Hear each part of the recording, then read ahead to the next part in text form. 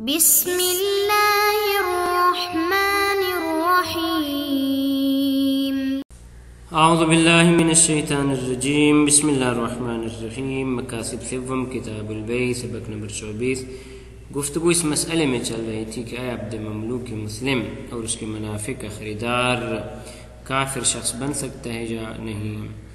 تو اس حوالے سے آج کے اس سبق میں ہم درج ذیل چیزوں کے بارے میں مطالب کے بارے میں گفتگو کریں گے. جن صورتوں میں عبد مومن کا کافر کو بیچنا جائز ہے وہ موارد ذکر ہو رہے تھے. ان میں سے پہلا مورد گزر چکا کہ جب کافر کی خریداری سے انعتاق حاصل ہوتا ہو تو جائز ہے. یہ پہلے بیان ہو چکا. آج کے درس میں بیان کریں گے کہ جب بائع کافر سے شرط کرے کہ عبد مسلم کو خرید کر آزاد کرے گا، جب بھی آزاد کرے یہ مہم نہیں، لیکن یہ کہ شرط کرے، تو اس صورت میں اگر وہ شرط پہ عمل نہیں کرے گا تو معاملہ فاسد ہو جائے گا، اور اگر شرط پہ عمل کرے گا تو ظاہر ہے وہ مسلمان ہو جائے گا. یہاں پہ جناب مصنف نے کچھ اشکالات ذکر کیے ہیں، اور اس کے بعد یہ ذکر ہوا کہ اگر عبد مسلم اختیاراً تو بیان ہوا کہ وہ کافر کو نہیں جا سکتا، لیکن اگر بے صورت قہری مثلا بیان آ جائے گا ارث کی صورت میں، اگر عبد مسلم کسی کافر کا غلام بن جائے تو اس کا کیا حکم ہے، تو یہ بیان کریں گے کہ فوراً مسلمانوں پہ واجب ہے کہ اس کو خریدا جائے، اور اگر وہ خود کافر بیچنے والا نہ ہو تو جہاں پہ ولایت فقیہ جاری ہوگی اور اس کو اسے خریدا جائے گا. یہ آخری گفتگو ہوگی. تو فرماتے ومنہا، وہ موارد کے جہاں پہ کافر کو بیچا جا سکتا ہے عبد مسلم، ان میں سے ایک مورد یہ ہے ما لو اشترط البائع عتقہ، اگر بائع کافر کے ساتھ شرط لگا لیتا ہے کہ آپ اس کو خریدیں گے اور آزاد کر دیں گے. تو فرماتے فإن الجواز ہونا، یہاں پہ جائز ہونا اس کا بیع کرنا بیچنا یہ نقل کیا گیا ہے عن الدروس والروضہ. جناب شہید اول نے اپنی کتاب دروس میں اور اپنی کتاب روضۃ الدمشقیہ کی یہ ہوئی لمع دمشقیہ ہے، جناب شہید اول نے دروس میں، جناب شہید ثانی نے روضہ میں ذکر کیا ہے. لیکن یہ جو مسئلہ ہے کہ جائز ہے فیہ نظر، مصنف فرماتے اس میں اشکال ہے کہ آپ اس کو نہیں بیچ سکتے. کیوں نہیں بیچ سکتے؟ ناظر کی دلیل پیش کر رہے ہیں فإن ملکیتہ قبل الاعتاق سبیل معلوم، کیونکہ یہاں پہ آیت شریفہ اس کو شامل ہو جائے گی کہ ابھی تک آزاد نہیں کیا تو اس کی الویت بھی ہے اس مسلمان عبد پہ اور سلطہ بھی ہے، سبیل اور علو اس کو شامل ہو جائیں گے. تو فرماتے نہ فقط یہ مورد، حتیٰ کہ اگر آپ یہ کہیں کہ اس کو پھر فوراً جابر کریں، اس پہ اجبار کریں کہ اس کو بیچ ڈالے، فرماتے وہاں پر بھی سچویشن ہے. بل تحقیق انہ لا فرق بین ھذا، فرماتے تحقیق یہ ہے کہ اس مورد میں کہ جہاں پہ اشتراط کیا جا رہا ہے بائع کی جانب سے کہ اس کو آپ بیچیں گے، وبین اجبارہ علی بیعہ، اور یہ کہ اس کو مجبور کیا جائے کہ آپ اس مسلم عبد کو فوراً بیچ ڈالیں. دونوں صورتوں میں کوئی فرق نہیں. کس بات میں؟ فی عدم انتفاع السبیل بمجرد ذالک، کہ صرف یہ اشتراط اور اجبار یہ سبیل کو ختم نہیں کر دیتا، سلطہ پھر بھی ہے، علوف تب بھی ہے. والحاصل ان السبیل فیہ ثلاث احتمالات، فرماتے ہیں جناب شہید اول نے اپنی کتاب مفتاح الکرامہ میں یہ 3 احتمالات ذکر کیے ہیں. البتہ جناب مرحوم مظفر نے کیا نام ہے مرحوم شیخ انصاری رحمۃ اللہ علیہ نے یہ جناب شہید کی حواشی سے نقل کیا ہے، لیکن مفتاح الکرامہ میں بطور بصراحت انہوں نے ذکر کیا یہ 3 احتمال کہ سبیل سے ہماری کیا مراد ہے. کہ یہ خداوند عالم جو فرمایا کہ لن یجعل اللہ للکافرین علی المؤمنین سبیلا، سبیل سے کیا مراد ہے؟ اس میں 3 احتمال ہیں. فیہ ثلاث احتمالات کمال ان حواشی شہید. نمبر 1 مجرد الملک، یعنی آپ کافر کو مالک نہیں بنا سکتے. خب اگر کافر کو مالک نہیں بنا سکتے، مجرد ملک چاہے مستقر ہو یا غیر مستقر ہو، تو یہاں پہ یترتب علیہ عدم استثناء معدا صورت الاقرار بالحریہ، تو یہاں پہ آپ مستثنا نہیں کر سکتے سوائے اقرار بالحریت والی صورت کو. پہلے بیان کیا تھا نا کہ یہاں پہ 3 صورتیں ہیں. پہلی صورت یہ تھی کہ اس کو سلطہ حاصل ہو جائے گا لذا جائز نہیں ہے. دوسری صورت یہ کہ نا وہ شخص خود اقرار کر رہا ہے کافر کہ مسلمان آزاد ہوتا ہے، تو چونکہ خود اقرار کر رہا ہے لذا ہم کہیں گے کہ جیسے یہ مسلمان اب جس کے پاس جائے گا آزاد ہو جائے گا. اور تیسری صورت یہ تھی کہ تیسری صورت کیا تھی؟ تیسری صورت یہ تھی کہ وہ یہ کہتا ہے کہ جی جیسے ذہن میں آتی میں بیان کروں گا. تو ان 3 صورتوں میں سے استثناء حاصل ہوگا صرف اقرار بالحریہ والی صورت کو کہ یہ چونکہ پہلے اقرار کر چکا ہے لذا جیسے اس کے پاس یہ عبد پہنچے گا تو آزاد ہو جائے گا. باقی جو 2 صورتیں ہیں وہ اس سے مستثنیٰ نہیں ہوں گی. کس صورت میں؟ جب سبیل سے ماری مرد مجرد الملک ہو. نمبر 2 دوسرے احتمال والملک المستقر ولو بالقابلیہ، ملک سے مجرد ملک نہیں بلکہ ایسی ملکیت کی جو ثابت ہو اگرچہ اس کا ثابت ہونا بالفعل نہ ہو بلکہ اس میں قابلیت موجود ہے. مثلا کس طرح؟ جس نے یہ مثال کا مشروط العتق کہ آپ اس کو بعد میں آزاد کر دیں گے. ابھی ہم آپ کو بیچ رہے ہیں، آپ خرید رہے ہیں، لیکن بشرط ہے کہ آپ اس کو آزاد کریں گے تو یہاں پہ اس کی جو ملکیت ہے یہ مستقر ہو رہی ہے اگرچہ اس کا استقرار اور ثابت ہونا قابلیت کی صورت میں ہے. اگر ہماری مراد سبیل سے ملک مستقر ہو اگرچہ اس کا استقرار بالفعل نہ ہو تو یترتب علیہ استثناء مادہ صورت اشتراط العتق. تو اس صورت میں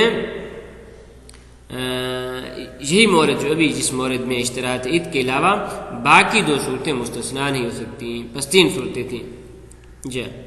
ایک بے صورت قہری تھی، دوسری صورت اقراری تھی کہ وہ خود اقرار کر رہا ہے، اور تیسری صورت یہی تھی اشتراط العتق کہ اس سے کہا جائے کہ بھی آپ لیں گے تو اس کو پھر آزاد کر دیں گے. تو صرف یہی صورت خارج ہو سکتی ہے، باقی 2 صورتیں نہیں نکل سکتی، خارج نہیں ہو سکتی. تو تیسرا احتمال والمستقر فعلا کہ ملکیت سے مراد ایسی ملکیت کی جو بالفعل ملکیت ہو. اگر بالفعل ملکیت ہو تو یترتب علیہ استثناء الجمیع، تو یہاں پہ آپ تمام صورتوں کو مستثنا کر سکتے ہیں کہ ان صورتوں میں 3 صورتوں میں بیچنا جائز ہے. اب ان 3 احتمالات میں سے جناب مصنف کے نزدیک جو احتمال بہتر ہے فرماتے ہیں وسطی و خیر الامور اوسطها یعنی الملک المستقر ولو بالقابلیہ. اس صورت میں کیا نام ہے ہم اس کو مشروط بالعتق کو ہم خارج کر سکتے ہیں اور اس کو بیچنا جائز ہے. اس کے بعد جو اگلی گفتگو ہے وہ اس میں ہے کہ آیا کافر جب مسلمان عبد کسی کافر کے پاس پہنچ گیا تو اگرچہ یہ تملک کی کار ہی کیوں نہ ہو تو آیا وہ اس کے پاس باقی رہ سکتا ہے یا ضروری ہے باقی مسلمانوں کے لیے کہ فوراً جائیں اور اسے خرید لیں. فرماتے ثم انما ذکرنا کلو حکم و ابتدا تملک الکافر للمسلم اختیارا. یہ ابھی تک ہم نے جتنی بھی گفتگو کی ہے وہ یہ ہے کہ کافر کو یعنی مسلم عبد کا کافر کی ملکیت میں قرار دینا ابتداءً یہ جائز نہیں ہے. کس صورت میں؟ جب اختیاری ہو تو اختیاراً جائز نہیں ہے، لیکن بعض اوقات تملک بصورت قہری چلا جاتا ہے تو فرماتے ابتداءً جائز ہے لیکن استدامتاً جائز نہیں. اما التملک القہری، اگر تملک قہری حاصل ہو جائے کافر کو عبد مسلم کا فیجوز و ابتداءً جائز ہے. مثال اس کی پیش کریں کما لو وارثہ الکافر من کافر، عبد مسلم کسی کافر کے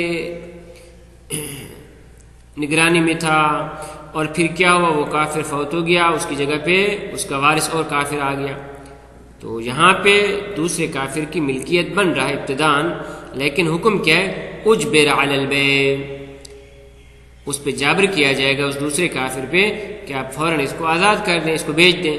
لیکن کیا ہوا فمات قبلہ، بیچنے سے پہلے وہ دوسرا کافر مر گیا،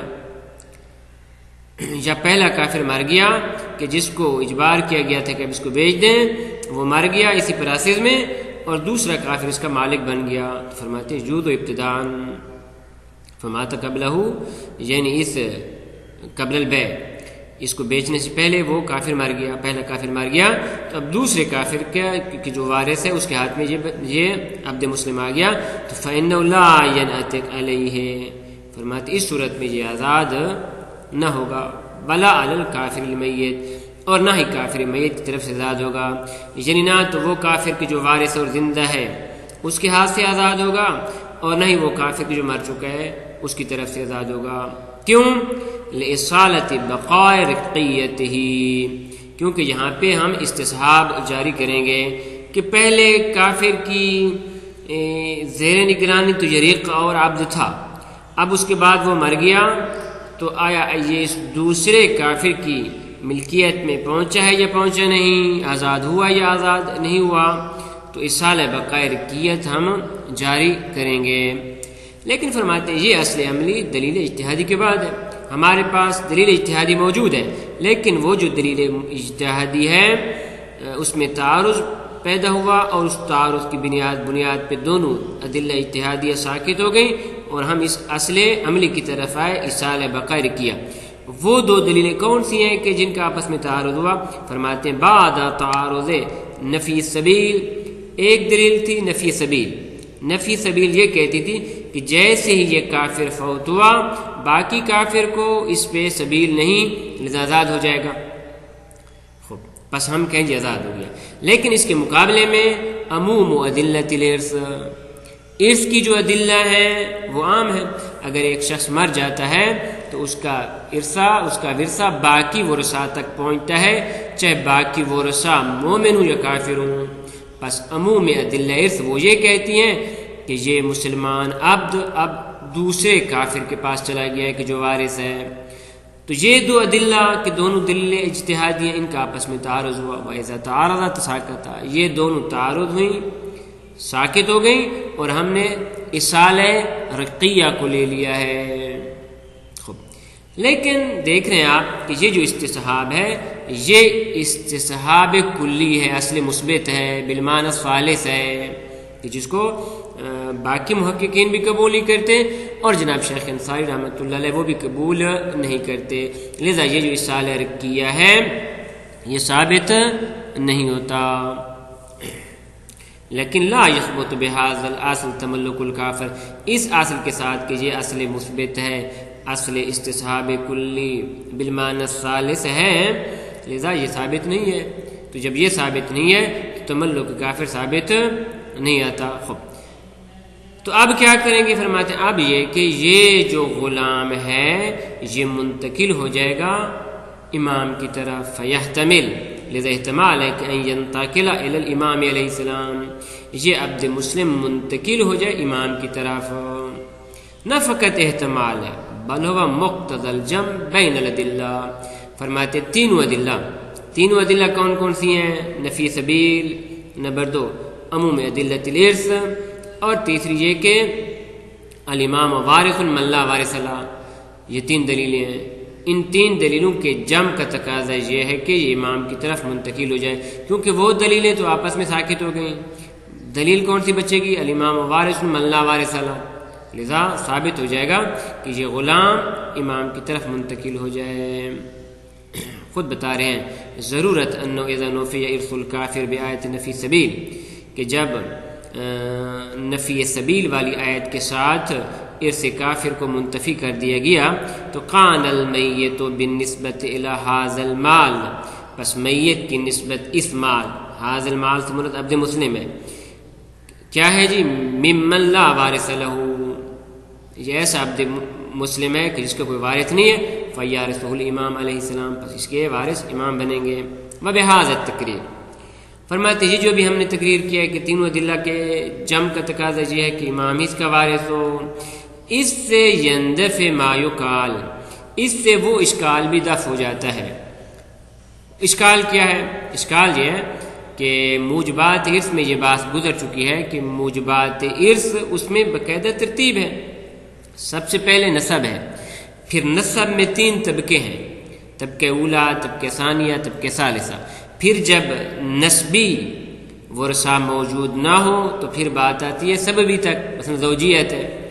پھر جب تک زوجیت موجود ہو آگے بحث ولا شروع نہیں ہوتی، جب تک نسبی موجود ہے سببی تک نہیں پہنچا جاتا، جب تک سببی موجود ہے ولا تک نہیں پہنچا جاتا۔ تو یہاں پہ فرماتے ہیں ابھی تک نسبی موجود ہے اس کے، پھر نسبی کے بعد دیکھنا چاہیے سببی تو موجود نہیں، پھر سببی کے بعد پھر ولا کی 3 قسمیں ہیں۔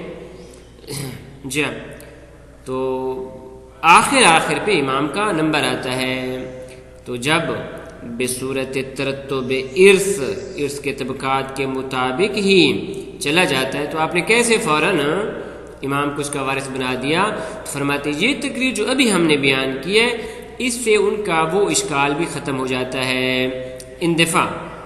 لذا کہتے ہیں وَبِهَذَا التَّقْرِيرِ يَنْدَفِعُ مَا يُقَالُ جہاں سے شروع ہو رہا ہے، یعنی اشکال جہاں سے شروع ہو رہا ہے کہ ان ارث الامام علیہ السلام مناف لعموم ادلۃ ترتیب طبقات الارث، امام کا وارث بنا دینا یہ منافات رکھتا ہے ان ادلہ کے کہ جو کہتی ہیں طبقات ارث ترتیب کے مطابق ہے، اور امام کا نمبر 6 آخر پہ آتے ہیں، نسبی 3، سببی 4، اور اس کے بعد ضامن الجری، اس کے بعد جا کے ولا کی بات آتی ہے۔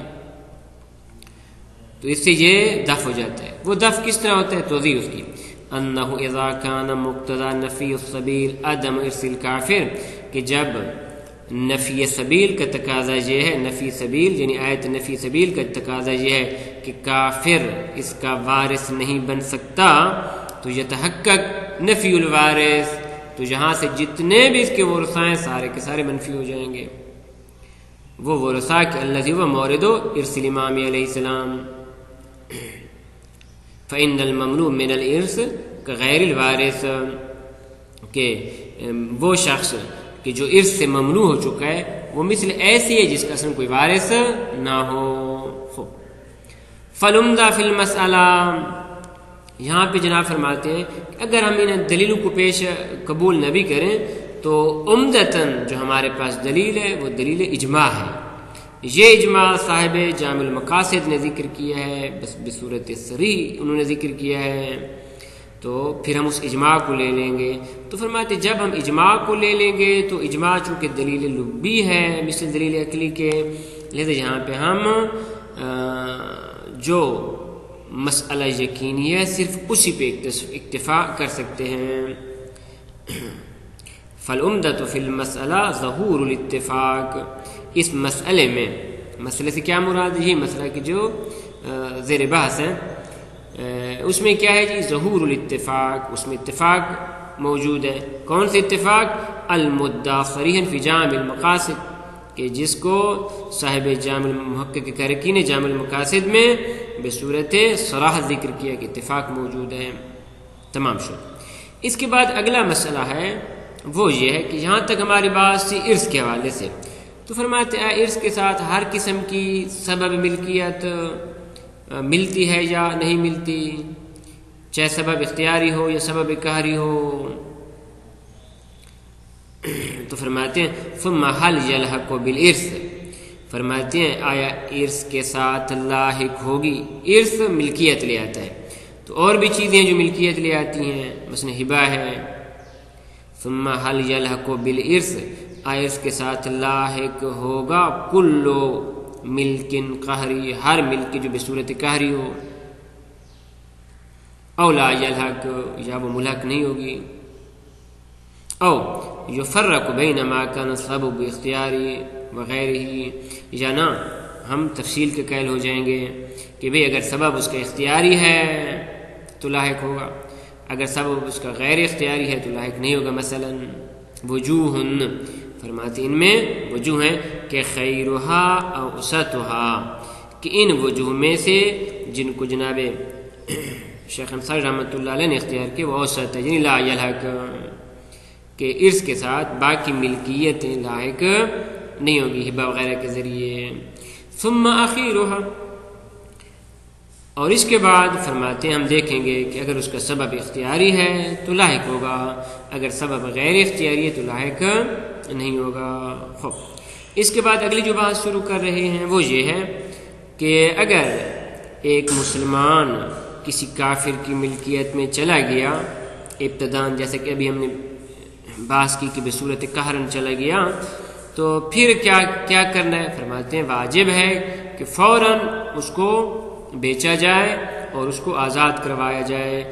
عدم لذا مسئلہ یہاں سے شروع کر رہے ہیں، عنوان عدم استقرار المسلم علی ملک الکافر، مسلمان ملک کافر میں ثابت نہیں رہ سکتا، بلکہ ووجوب بیع علیہ، واجب ہے کہ اس کافر سے اس کو خریدا جائے اور اس کو اجبار کیا جائے کہ اس کو بیچ دے۔ لذا فرماتے ہیں ثم انہ لا اشکال ولا خلاف فی انہ لا یقر المسلم علی ملک الکافر، اس میں نہ کوئی اشکال ہے نہ ہی خلاف، یعنی اجماعی مسئلہ ہے کہ مسلمان کافر کی ملکیت میں باقی نہیں رہ سکتا، بل یجب بیعہ علیہ، بلکہ واجب ہے کہ اسے کہا جائے کہ بیچے۔ دلیل اس کی فرماتے ہیں لقول علیہ السلام فی عبد کافر اسلم، جناب امیر کا فرمان پہلے ذکر ہو چکا کہ ایسا عبد کہ جو کافر تھا اور مسلمان ہو گیا، تو فرمایا اذهبوا، جاؤ فبیعوہ من المسلمین، کہ اسے کیا کرو جی، مسلمانوں پہ بچواؤ، وادفعوا الیہ ثمنہ، اور اس کی قیمت تم خود ادا کرو، ولا تکروہ عندہ، اور اس مسلم عبد کو اس کافر کے ہاں باقی نہ رکھو۔ ومنہ یعلم، اس روایت سے ثابت ہوتا ہے اور معلوم ہوتا ہے کہ انہ لو لم یبع، اگر آپ جاتے ہیں اس کافر سے کہتے ہیں کہ اس کو بیچ ڈالے اور وہ نہیں بیچنا ڈالتا اور وہ اس کو نہیں بیچنا چاہتا، تو کیا کریں جی، باہ الحاکم، حاکم اس کو بیچ ڈالے گا، یعنی اس کے پاس ولایت ہو جائے گی۔ وَمِنْهُ يَعْلَمُ وَيَحْتَمِلْ أَنْ يَكُونَ وِلَایَةَ الْبَيْعِ لِلْحَاکِمِ مُطْلَقًا، اس حدیث شریف سے یہ احتمال ہوتا ہے کہ یہاں پہ بیچنے کی جو ولایت حاکم کے پاس وہ مطلقاً ہے، چاہے کافر اس کو بیچے یا نہ بیچے، حاکم جائے گا اور اس کے پیسے ادا کرے گا اور اس غلام مسلمان غلام کو اسے لے لے گا۔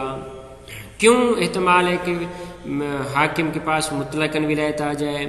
لِكَوْنِ الْمَالِكِ غَيْرُ قَابِلٍ لِلسَّلْطَنَةِ عَلَى هَذَا الْمَالِ، کیونکہ مالک کے جو کافر ہے اس کو اس مال پہ اصلاً سلطنت نہیں ہے، سلطہ نہیں ہے، تو جب سلطہ نہیں ہے تو حاکم اس کو بیچ ڈالے گا۔ غایت الامر، ہاں زیادہ جلدی ہو سکتا ہے کہ انہ دل النص والفتوى علی تملک لہ، کہ نص، کیونکہ جناب نے فرمایا فبیعوہ، بس فبیعوہ کا معنی یہ کہ مالک تو ہے تب جا کے اسے خریدا جائے گا، والفتوى، اور علماء امامیہ تمام کا فتویٰ یہ ہے کہ نہ اس کا مالک بن جائے گا علی تملک، بس نص اور فتویٰ یہ کہتے ہیں علی تملک لہ، کہ یہ عبد اس کافر کا مالک بن جائے گا۔